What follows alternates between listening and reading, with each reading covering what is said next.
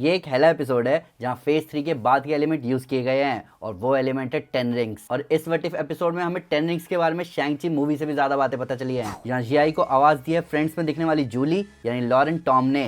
Cat Blanchett ने ना ही सिर्फ हेला को आवाज दी है बल्कि एक नया कॉमेडी टच भी दिया है और कहीं ना कहीं हमें रियलाइज करवाया कि ओडिन के तीनों बच्चे अगर आपस में लड़ते नहीं तो इनसे पावरफुल कोई नहीं होता। हमें यहाँ वेनवू दिखा टेन रिंग्स के साथ, हम मॉरिस से मिले और हमें एक नया एम्पायर दिखा।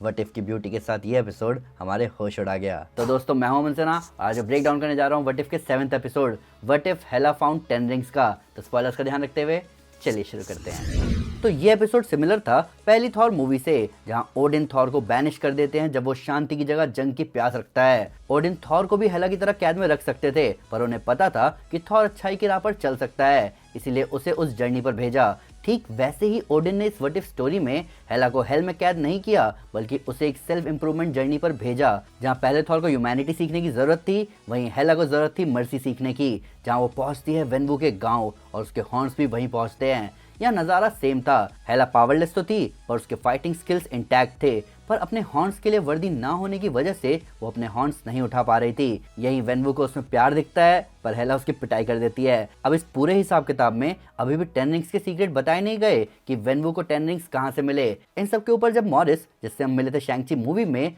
वो जब हेला को टालो लेकर जाता है तब हाइमडल उसे नहीं देख पाता। इससे पता चलता है कि हाइमडल पॉकेट डायमेंशंस नहीं देख सकता। ऐसा दूसरी Thor movie Thor the dark world में भी हुआ था जब जेन फॉस्टर एथर के पॉकेट डायमेंशन में चली जाती है, तब हाइमडल उसे नहीं देख पाता। हाइमडल यहाँ ये भी बताता है कि वेनवू के पास जो टेन रिंग्स है वो एक गॉड को भी खत्म करने की कैपेबिलिटी रखते हैं। आगे जैसे वेनवू को शैंग-ची मूवी में जियाई मिलती है वैसे जियाई मिलती है हेला को और तब उसकी ट्रेनिंग शुरू होती है। हमें यहाँ ग्रेट प्रोटेक्टर भी दिखते हैं। अब यहाँ हेला अपने अंदर के ट्रू डिजायर को सामने लाती है जियाई के कि उसे सब पर राज इसलिए करना है ताकि उसके पास फ्रीडम आ सके खुद का रास्ता चुनने की। और हेला सीखती है मर्सी, पेशेंस। और तब आते हैं ओडिन, खुद हेला को ना लड़ने का ज्ञान देने के बाद टेन रिंग्स के लिए लड़ने।